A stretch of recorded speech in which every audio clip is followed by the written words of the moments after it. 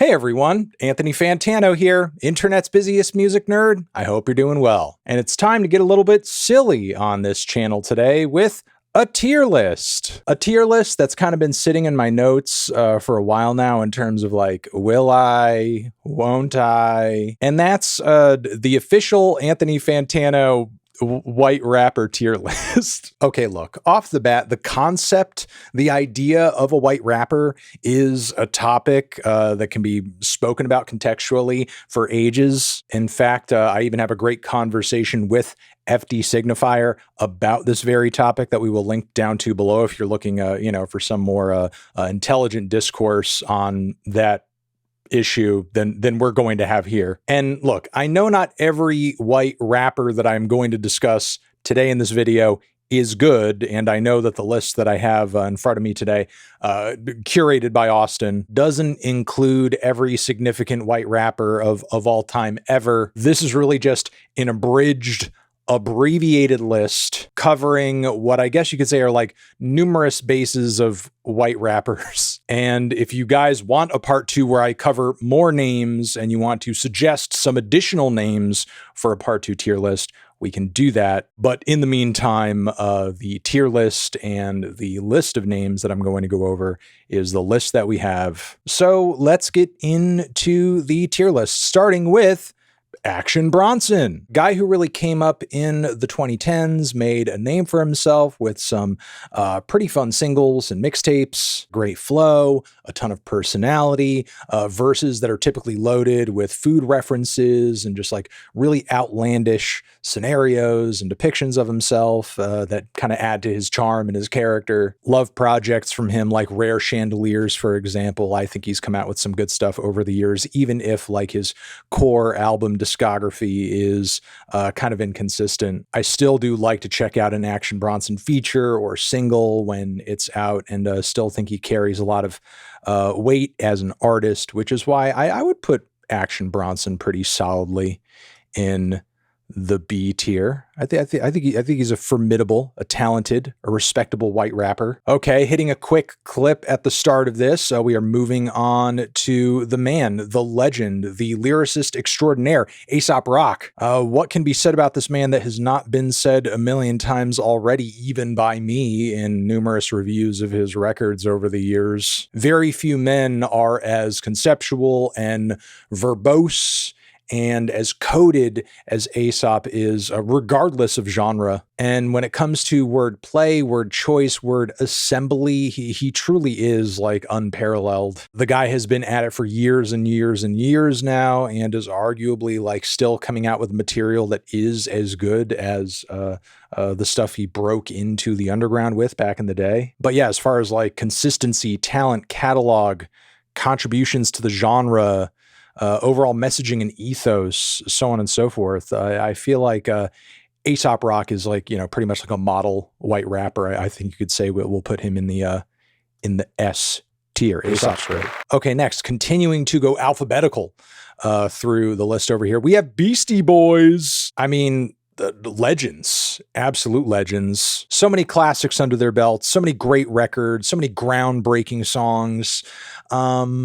I mean, just like game-changing music, even if out of the gate, their style and their sound wasn't as deeply indebted to the roots of hip hop as some 80s rappers were, with, some of the rock fusions and with it being like, just like kind of a lot of frat party rap and that sort of thing. But not too long after that, they really did start making some of the best rap records of all time, between Paul's Boutique, between Ill Communication, even Hello Nasty, I think is very forward thinking for its time with the production, even if it is like a little bloated and inconsistent as an overall album. Also lyrically, just like love their chemistry, love the routines that they sort of like got in on as a trio that are all like sort of obviously a callback to the golden era of hip hop in the 80s. And yet they still kept that sound and they still kept that style sounding fresh deep into the 2000s. Even though I am kind of afraid of filling up the S tier on this list prematurely, I am going to throw these guys in there as well. I'm throwing them in S2. Bam. Beastie Boys are an S tier for me as well. All right, next in the white rapper list, we have Bhad Bhabie, Danielle Bregoli, Catch Me Outside, yada, yada, yada. I mean, look, a lot of people hate on Bhad Bhabie, and I sort of get and I understand why. She is kind of like a polarizing and a controversial figure. We're not going to go too deep into the back history of that because it's unnecessary. I'm sure many people who are watching are aware, or if you don't know, you don't need to know. But, you know, I can't admit that Danielle does have a couple of bangers under her belt. And on top of that, she did not too bad in the Alabama Barker diss track beef back and forth situation. She certainly came out the victor there in my eyes anyway. So, you know, even if she's not somebody whose music I'm really, excited to dig into that deeply, and she's not someone who's like, you know, always on my radar as far as new output. When I do come across one of her songs, it usually, you know, does at least like capture a vibe and is sort of fun. So I don't know. I feel like we can put Bhad Bhabie in E, Bhad Babe E. We can put Bad there. Okay, next in our list over here, we have the man, the myth, the legend, the one and only Boom LP, one half of Run the Jewels, also known for his amazing solo work over the years, Company Flow, Def Jux, really just like being a pivotal figure within the New York underground hip hop and backpack scene for years and years and years and years. Again, this guy is a legend, highly influential, and really just like an incredible talent. His delivery and his writing is just so thoughtful and so gritty. And like with Aesop Rock, who I mentioned earlier, you're just talking about like so much fantastic talent that is playing out consistently over such a long period, regardless of what era of LP you're talking about. He's putting out great stuff. And also can't forget about the fact that like this guy is also in his own right, like a top tier producer too. Like it's his beats that are soundtracking all of those amazing Run the Jewels bangers. So yeah, but where would I place LP? I mean, again, another artist who I think like there's definitely an argument for putting him in S. There's certainly an argument for putting him in S too. But I think for the sake of this not being like too lopsided, I probably will make him an A placement, a very high A placement at the very least.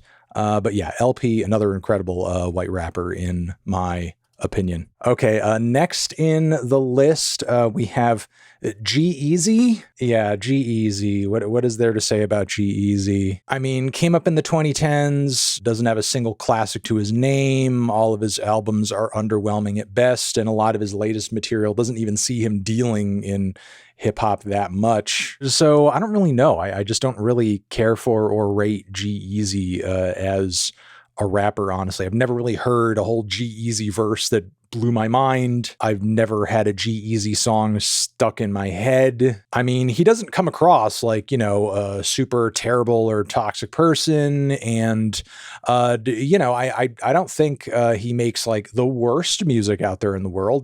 For the most part, it's okay. He's certainly a more talented rapper than he is like a rock artist or whatever other genres he's experimented with artist. So I don't know. I mean, I think G-Eazy is passable. If a G-Eazy song came on at a party, I might look over my shoulder, but for a second, but for the most part, I'd be, pretty unbothered by it. I guess we could say G-Eazy could go in like the D section, maybe also E as well. Now I'll put G-Eazy in the E section because there's no G here. It just goes up to F. There's no G. Otherwise, G-Eazy would go in G. All right. Next, let's talk about Kid Rock. My name is Kid. Kid Rock is a special, weird, annoying kind of anomaly. A guy whose obnoxious presentation and the content within his music and a host of other things like pretty much overshadows anything that you could say about his work in the past, because certainly nothing he's made recently is great. Yeah, like pretty much everything about this man overshadows anything that was redeemable about his music in the past. And looking back at that older stuff, be it Devil Without a Cause or, the stuff that came came out even earlier. It's not like those records have aged that well. Kid Rock's rapping has always been mediocre at best. I think for sure he has the capacity to every once in a blue moon, bust out like a fun, entertaining party jam that kind of gets the crowd moving. But the thing is, like, so many artists have the capacity to do that. And at least with those other options, you're probably getting more solid discographies and less blind, stupid patriotism and culture war nonsense where you're like unloading bullets into cans of Bud Light like a loser. I'm going to put Kid Rock in the F section because there's really no reason to be interested in Kid Rock. Okay, next in the list we have Young Lean, Scandinavian internet rap legend, Sad Boys boy, Drain Gang cohort as well, I guess you could say. And I mean, honestly, I've never really been big on Young Lean as a rapper. He's not really a sort of guy who I'm blown away by in terms of his lyricism or even his flow and vocal delivery. But with that being said, I feel like there is validity to what Young Lean has done over the years in terms of like, certain aesthetics and vibes and production choices in his music and, creating a certain sort of essence with his sound in the cloud rap lane that was truly his own and led to a lot of interesting records, not only from him, but numerous artists sort of like, connected to that Drain Gang Sad Boy network. So I mean, I do think there is like a lot of validity and something truly special about what Young Lean, what has been built off of his music over the years, even if it's like not my favorite thing in the world. I would definitely put him like in the C tier for sure. There we go. Going further into the list, we have Lil Dicky. I don't really know what I can say here that I have not said a million times already. This man makes some of the most annoying and unfunny music I think I have ever heard in my life. His songs are truly so deeply cringe to the point where I don't know how he got hot in the first place. I'm gonna make quick work of this part and put him in the F row as well. Okay, next,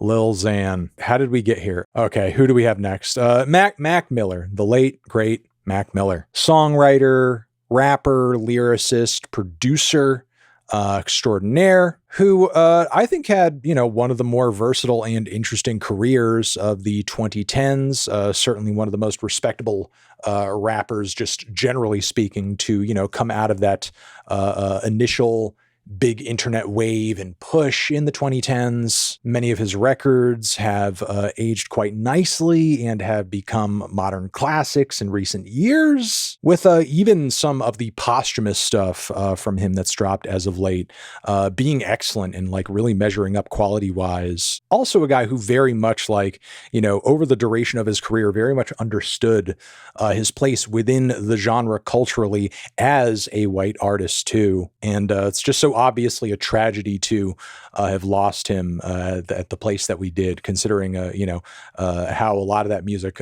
coming out after Swimming was shaping up. But yeah, Mac Miller is another artist I think I could put very firmly in the A tier. But I could see him inching up to S given more time and sort of seeing like how the influence of his music measures up with, maybe another decade or so. All right, next we have Macklemore, Mr. Thrift Shop himself. Now, Macklemore, I have mixed feelings on. I think like maybe a lot of people do. I mean, I'll say off the bat, I think there are a lot of positive things that you can list about Macklemore. I do think he's a talented writer. I do think he's an artist who puts a lot of heart and thought into the concepts and the thematic focus behind many of his songs too. I think he has a pretty decent ear for production. He is a passionate performer as well. He is also somebody at different points in his career has gone the extra mile to really stand up for what he believes in and put his name on the line for some pretty significant causes. And that's all good. But simultaneously, there are some tracks from him that, are quite corny and awful and unlistenable. I feel like his catalog, unfortunately, is like pretty inconsistent. His breakout record with Ryan Lewis, in my opinion, he hasn't really done anything nearly as good since then. And I'm not really anticipating that he will. And, you know, also on top of that, there are a lot of people who, for their own reasons, hold against Macklemore. Just a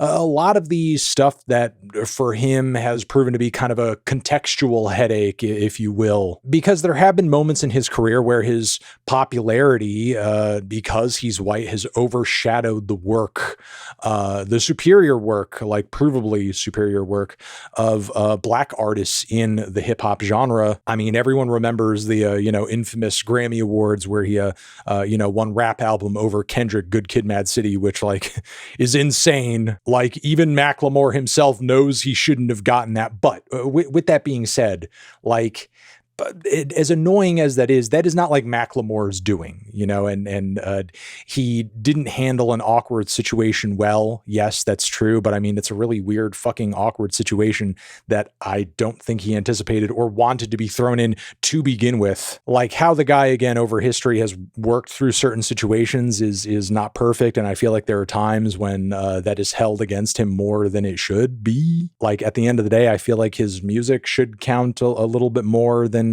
that, especially since when you actually like look at the way he carries himself and the things he says in his music, like he doesn't seem to be a super like terrible guy. Again, this comes out in the sorts of songs that he makes and the points that he tends to really home in on in his music. And if there's anything that I wish I had from Macklemore at this point, despite the very obvious talent that he has showcased on many a song, it's just a more consistent discography because, again, I just don't really think, creatively speaking, he's bounced back all that well from that first record with Ryan Lewis. So I don't know. I would probably put Macklemore over in the C row over there and leave it right there. Okay, moving on, we have MGK, multi-genre artist at this point. I mean, his new record, Lost Americana, sees him doing kind of a pop thing much of the time. And before that, he was going full pop punk. But then before that,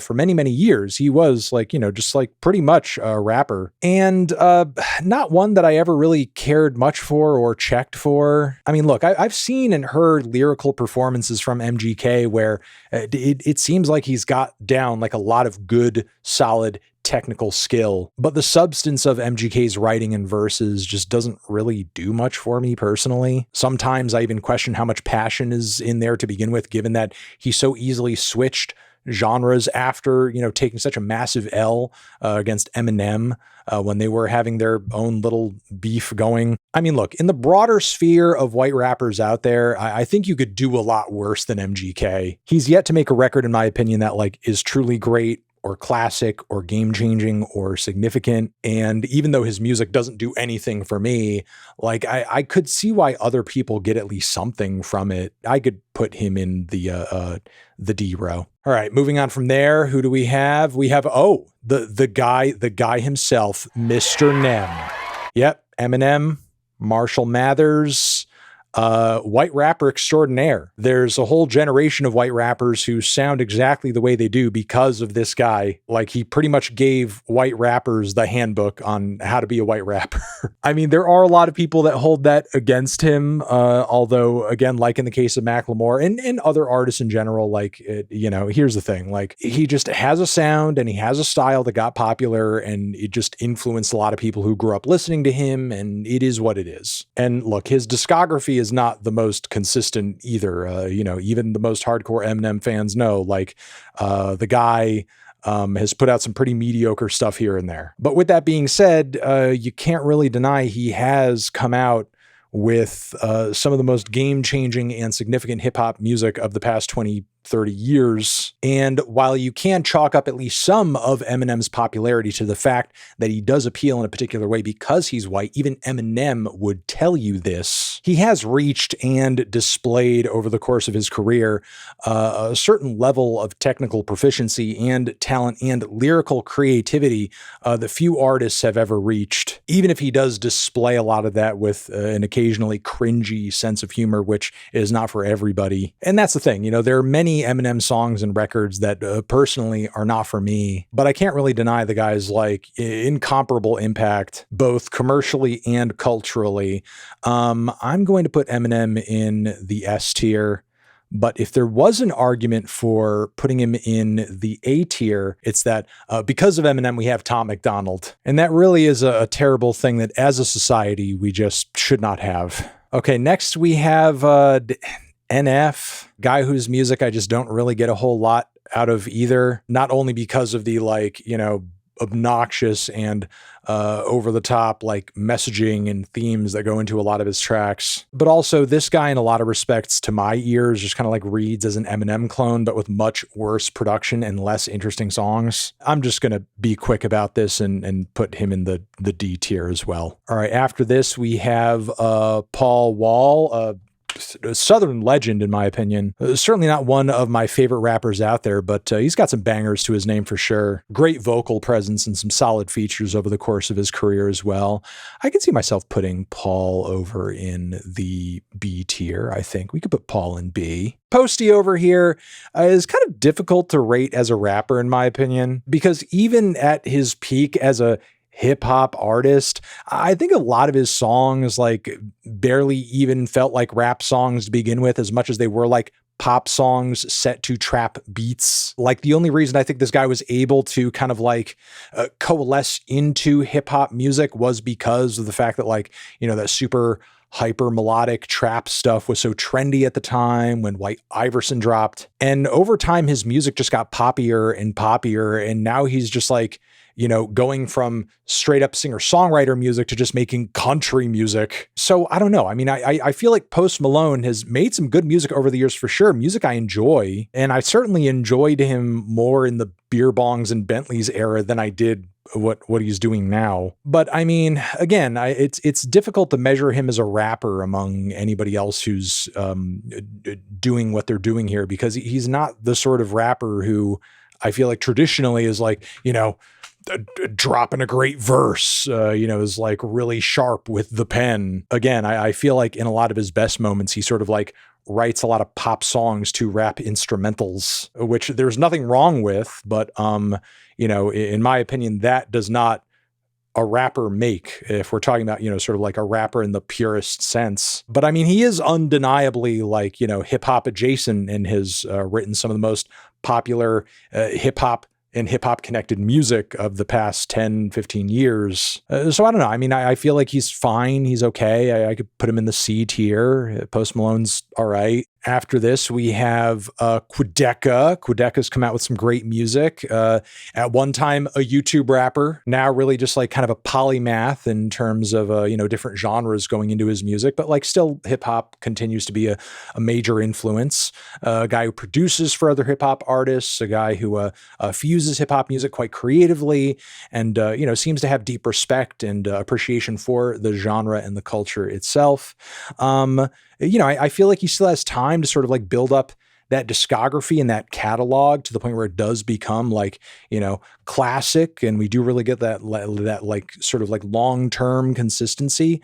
But what he showcased so far is like very impressive. And, while at the moment I would put him in the B tier, I think with more consistency down the road, we could see him jumping up a tier or two in the future. After this, we have Slim Jesus. I'm just going to go F. I can't remember the last time I heard a Slim Jesus song. I'm not looking for any Slim Jesus. And the last artist, at least for this tier list, and again, we are open to doing a part 2, another iteration of this. Let us know in the comments who you would like to see in that. And if you want a follow-up in general, we would have to go Yelawolf. And Yelawolf is a guy who I think as a rapper, as a lyricist, is undeniably a talent. Like, I do think his features, generally speaking, are pretty solid and entertaining. I think he's made some bangers over the years. Some of his early mixtape work I think is pretty good. He's an artist, though, in my opinion, who like has kind of faltered when it's come to a lot of his commercial releases, though. And I don't find his